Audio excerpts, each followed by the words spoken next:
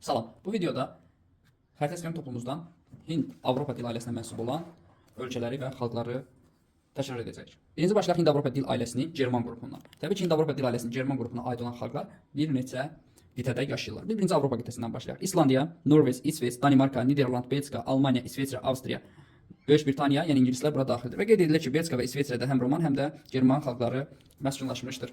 Hind-Avropa dil ailəsinin Roman qrupuna mənsub olan xalqlara aiddir. Portuqaliya, İspaniya, Fransa, İtaliya, Rumıniya və Moldova. Şərqi Avropada Roman dil qrupuna rast gəlinir. Moldova və Rumıniya. Şərqi Avropada isə German qrupuna rast gəlinməz.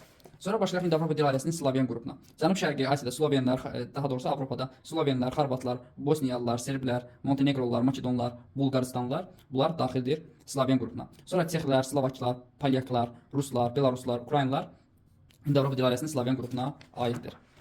Sonra Slavyan qrupuna aid xalqlar məskunlaşıb Amerika qitəsində.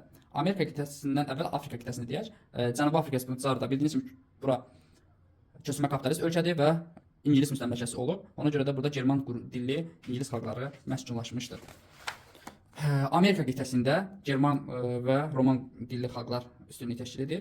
German dilli xalqlara aiddir Amerikalılar və Kanadalılar. Amerikalılar və Kanadalılar İngilis dilli olduğuna görə bunlar German qrupuna aiddir. Amma Latın Amerikasında olan əksər ölkələr isə İspan və Portuqal dilli olduqlarına görə bunlar Roman qrupuna aiddir. Məsələn, Meksikalılar, Argentinalılar, Braziliyalılar, Perulular, Çililər və s. Gördüyünüz yaşıl rəngdə, yəni Meksikadan cənubda olan yaşıl rəng hamısı demək olar ki, Roman qrupuna mənsubdur. Həmçinin də Avstraliyada, Yeni Zelandiya ölkələri hər ikisi vaxtı ikən İngiltərənin müstəmləkəsi olduğuna görə burada da əhali German dil qrupuna mənsubdur. Yəni əhalinin əsas hissəsi.